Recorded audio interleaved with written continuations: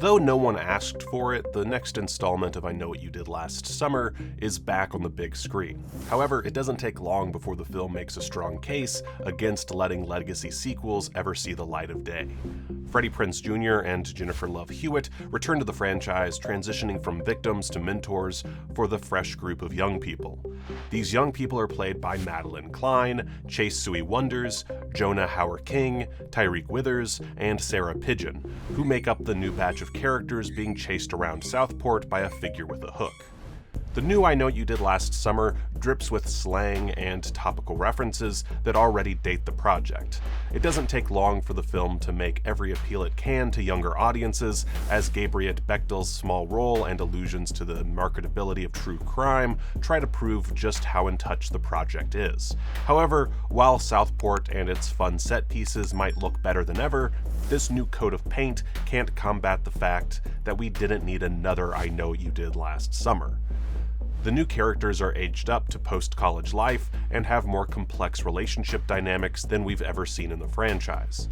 This time around, they know there should always be a designated driver.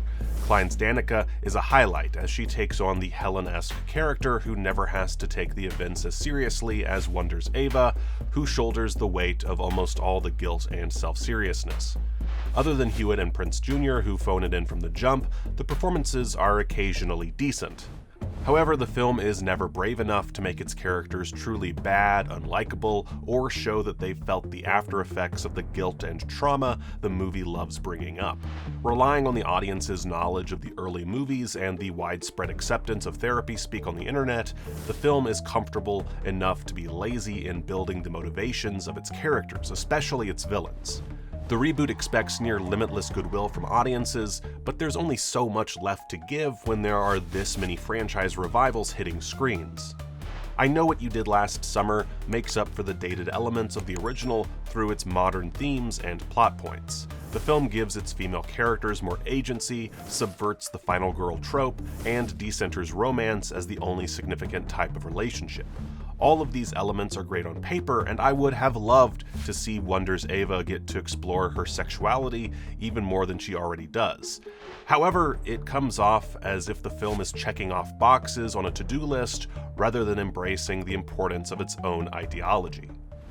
There are moments when the film is genuinely funny and even a little sweet, but the stakes are too low and nebulous to be anxious about who will be gutted next.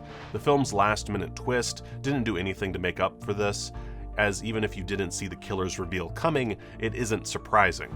I never found myself genuinely wondering who the murderer was, which isn't a good sign. This isn't the worst long-awaited horror sequel ever put to screen, but it doesn't try to be anything but a shallow reflection of its predecessor.